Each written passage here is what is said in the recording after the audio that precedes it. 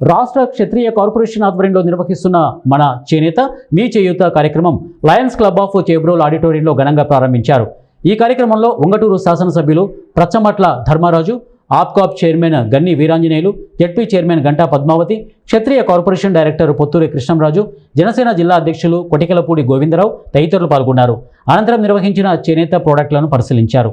అందరికీ కూడా హృదయపూర్వక శుభాకాంక్షలు తెలియజేసుకుంటూ ఈ కార్యక్రమానికి ముఖ్య అతిథిగా విచ్చేసినటువంటి తమ్ముడు ధర్మరాజు గారు కానీ, క్షత్రియ కార్పొరేషన్ చైర్మన్ సూర్బాబు గారు, జిల్లా పరిషత్ చైర్మన్ పద్మశ్రీ గారు, అలాగే ఒడ్డెర కార్పొరేషన్ చైర్మన్ సోదరి లక్ష్మి, జిల్లా జనసేన పార్టీ అధ్యక్షులు సోదరులు చిరబాబు గారు, అలాగే వేదిక నచ్చినటువంటి కార్పొరేషన్ డైరెక్టర్ వాసురాజు గారు, అలాగే రామకృష్ణరాజు గారు, వారి మీ పేరు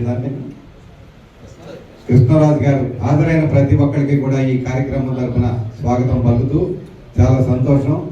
ఏదైతే చేనేత కార్మికులు ఈవేళ రాష్ట్రంలో పడుతున్నటువంటి ఇబ్బందులన్నీ కూడా చూశాక, కూటమి ప్రభుత్వం వచ్చాక మాత్రమే ఈ యొక్క చేనేత కార్మికులు కానీ చేతి వృత్తుల యొక్క పని వారి పట్ల పవన్ కళ్యాణ్ గారి యొక్క నాయకత్వంలో దీని మీద పూర్తిగా శ్రద్ధ వహించినటువంటి సందర్భంలో మరి రాష్ట్ర ప్రభుత్వం అనేక చోట్ల ఇటువంటి కార్యక్రమాలన్నీ కూడా ప్రారంభించినటువంటి సందర్భంలో ఈరోజు క్షత్రియ కార్పొరేషన్ యొక్క ఆధ్వర్యంలో ఈ కార్యక్రమాన్ని ఏర్పాటు చేయడం చాలా సంతోషదాయకం.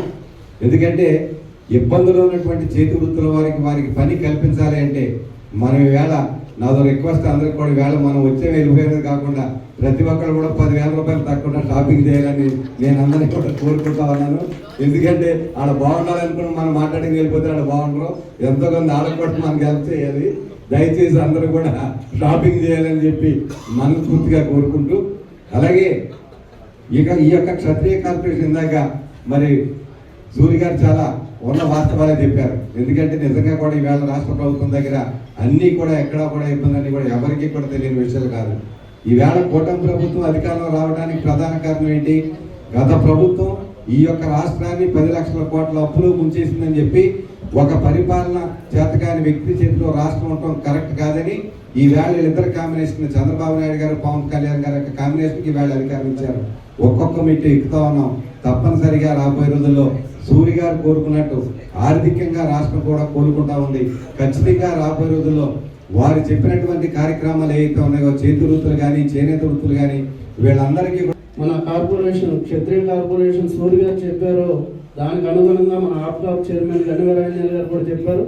మనం దీన్ని సొసైటీల ద్వారా సొసైటీ పర్చేసింగ్ చేసి అక్కడ ఒక షాప్ని ప్రతి షాప్లో కూడా పెడితే వాళ్ళకు కూడా మనం చేయూతను ఇచ్చినట్టు అవుతుంది. దాన్ని మనం పూర్తిగా రాష్ట్ర వ్యాప్తంగా కూడా తీసుకువెళ్తే వాళ్ళు కూడా ఆర్థికంగా బలపడి మనం ఏదైతే మన ముఖ్యమంత్రి నారా చంద్రబాబు నాయుడు గారు, మన ఉప ముఖ్యమంత్రి పవన్ కళ్యాణ్ గారు, మన ప్రధానమంత్రి నరేంద్ర మోడీ గారు కోరుకుంటున్నారో ప్రతి ఒక్కరూ ఆర్థికంగా బలపడేటట్టు చేయాలంటే ఆ కార్యక్రమాన్ని చేస్తే మన పూర్వం నుంచి వస్తున్న సాంప్రదాయ వృత్తులు అంటే చేతి వృత్తులు వీటిలన్నిటిలో కూడా మనకు అన్ని చోట్ల కూడా సొసైటీలు ఉన్నాయి. ఆ సొసైటీల్లో ఒక షాప్లో పెట్టి ఏదైతే చాలా కార్యక్రమాలు సొసైటీల ద్వారా ఎలాగైతే ఎరువులు ఇస్తున్నారో అలాగే మనకి దీపావళిలో కూడా మందులు కూడా పెడుతున్నారో దానికి కూడా మన ఆప్కాప్ ద్వారా వాళ్ళకి కూడా ఎంతో కొంత ఆర్థికంగా సహాయం చేసి సొసైటీలు అన్నింటినీ కూడా అంటే కొన్ని సొసైటీలు కూడా నష్టాల్లో ఉన్నాయి, వాటిలో కూడా ఆర్థికంగా సహాయం చేసి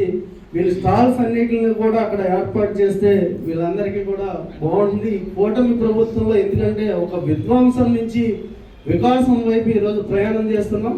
అంటే అంత విధ్వంసం అయిపోయిన తర్వాత కూడా ఈరోజు సంక్షేమం అలాగే అభివృద్ధిని కూడా సమానంగా ఎదురుకు తీసుకువెళ్తూ అందరినీ కూడా అంటే ఈరోజు ఇండస్ట్రీస్ కూడా ఒకటిగా వీళ్ళు తరిమేసిన వాటిని కూడా ఒకటి రోజు వస్తూ ఈ రాష్ట్రం ఆర్థికంగా బలపడుతూ ముందుకు వెళ్తుంది. అన్నిటినీ కూడా అంటే గతంలో చేసింది మీరు అందరూ చూశారు.